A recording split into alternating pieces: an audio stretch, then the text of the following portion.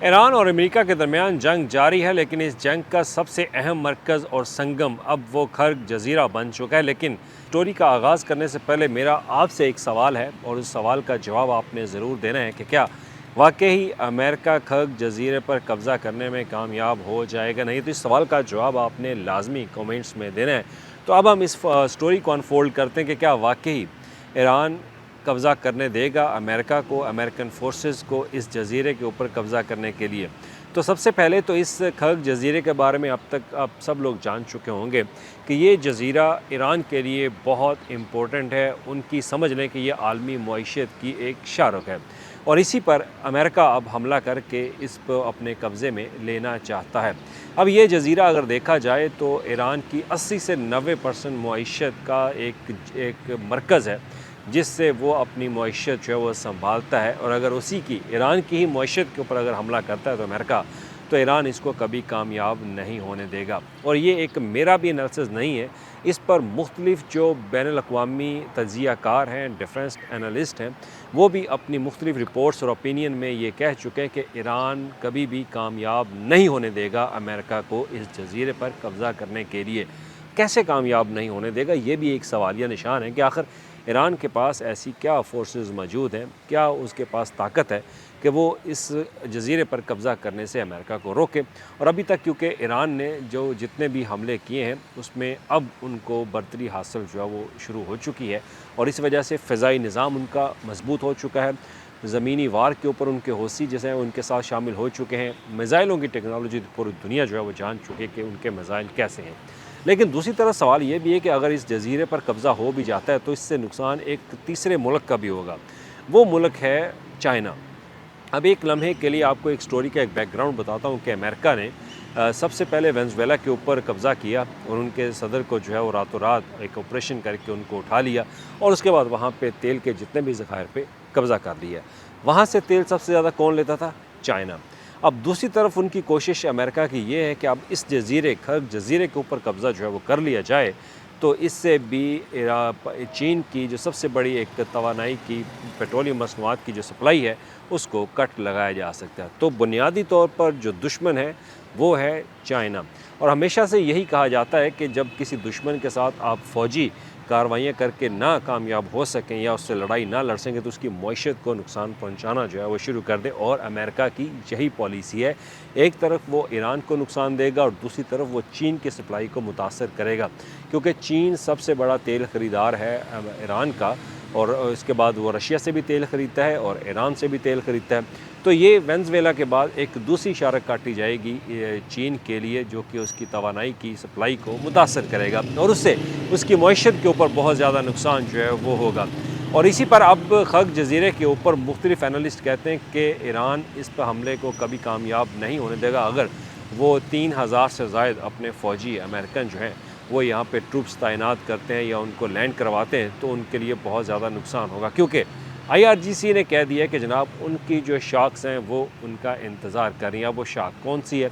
शाख उनकी ये है कि जनाब IRGC की तरफ से जो मुख्तलिफ उनके कमांडोज़ यूनिट्स हैं वो वहाँ पे तैनात होंगे और वो अगर तैनात होते हैं तो फिर वो यहाँ पे इस जज़ीरे को बहुत ज़्यादा नुकसान जो है वो अमेरिकन फ़ौज को दे सकते हैं।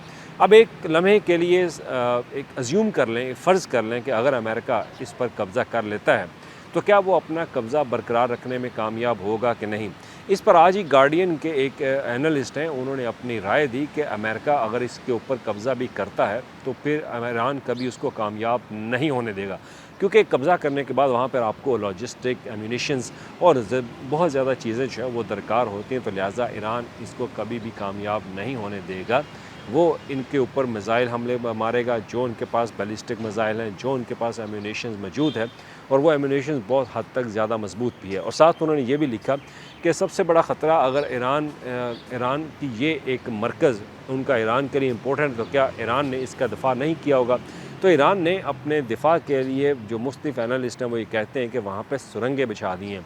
अगर अमेरिकन फ़ौजी यहाँ पे उतरते हैं तो उतरने के साथ ही उनको यहाँ से नुकसान पहुँचना शुरू हो जाएगा और अगर नुकसान पहुँचेगा तो फिर सबसे बड़ी जंग जो है वो शुरू हो जाएगी खलीज फ़ारस के अंदर।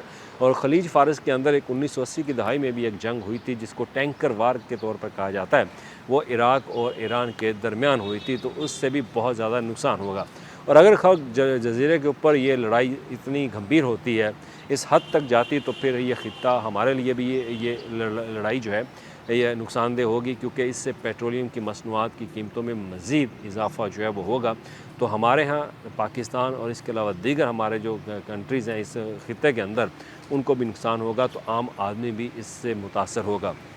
और अब कोशिश यही की जा रही है कि अमेरिका जो है वो अपने इस फ़ैसले को वापस ले, लेकिन जो अमेरिकन प्रेसिडेंट है मिस्टर डोनाल्ड ट्रंप, वो बारहा ये कह चुके हैं कि वो इस जज़ीरे के ऊपर कब्ज़ा करेंगे, लेकिन उनके ही एक मुस्तफ़ी होने वाले वज़ीर ने बाकायदा ये कहा था कि ये एक सुसाइड मिशन होगा अगर अमेरिका की तरफ से इस खर्ग जज़ीरे के ऊपर हमला किया जाता है या उनकी जो ट्रूप्स हैं उनको ग्राउंड बैटल के ऊपर लड़ाई के लिए भेजा जाता है, तो ये उनके लिए बहुत ज़्यादा नुकसान होगा।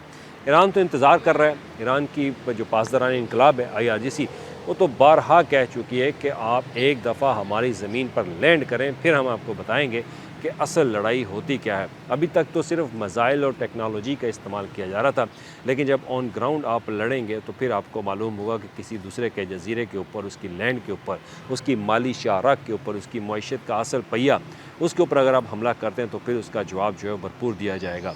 इसके पास जो डिफेंस एनालिस्ट है वो ये कहते हैं कि ईरान के पास उनकी फ़ोर्सेस, उनका दफ़ा बहुत ज़्यादा मजबूत है इस लैंड के लिए, तो लिहाजा वो इसका दफ़ा कभी भी जाने नहीं देंगे। लेकिन इसका नुकसान सबसे ज़्यादा वो ना सिर्फ ईरान को होगा बल्कि हमारे खित्ते को, बल्कि चीन को भी होगा। लेकिन चीन अभी तक इस मामले पर खामोश है, वो सिर्फ हमारी नज़रों में। लेकिन जो चीन है वो टेक्नोलॉजी के लिहाज से, इंफॉर्मेशन के लिहाज से वो इंटीग्रेटेड है ईरान के साथ। उनको सप्लाई इंफॉर्मेशन की जाती है, उनको तमाम तर मालूमात से उनको आगाह जो है वो भी किया जाता है। और अब यही खबर आज आई कि नायब वज़ीर आज़म इसहाक़ डार जो हैं, वो हमारे जो वज़ीर ख़ारजा हैं, वो बाकायदा बीजिंग का दौरा भी कर रहे हैं और बीजिंग के दौरे के दौरान बाकायदा वो इस तमाम तर सूरत हाल के बारे में उनको आगाह भी करेंगे। जो सालसी एक किरदार पाकिस्तान अदा कर रहा है, उसके ऊपर भी उनको आगाह जो है वो किया जाएगा। लेकिन अभी भी इम्पोर्टेंट सवाल मेरा आपसे यही होगा, क्या आप समझते हैं कि वाकई इस खर्ग जज़ीरे के ऊपर अमेरिका अपनी ट्रूप्स को भेजेगा, अपनी अफवाज को भेजेगा? अगर वो भेजेगा तो क्या वो कामयाब होगा? इसका जवाब आपने ज़रूर देना है। लेकिन जो मुख्तलिफ़ एनालिस्ट और मुस्तफ़ी होने वाले अमेरिकन वज़ीर, वो कह चुके हैं कि ये एक सुसाइड मिशन होगा, क्योंकि यहाँ पर ईरान की जो शाख्स मौजूद हैं वो अमेरिकन फ़ौज को बाकायदा अपने दांतों के दरमियान पीस के रख देंगी और वो कभी छोड़ेंगे नहीं। और इससे अमेरिका एक नए खित्ते के अंदर, एक नई जंग के अंदर दाखिल होगा। ना कि सिर्फ अमेरिका बल्कि हमारा खित्ता भी, और हमारे खित्ते के साथ साथ हमें जिसको इसका नुकसान होगा वो होगा पेट्रोलियम मसनूआत की कीमतों में इजाफे का। अब तक के लिए शुक्रिया।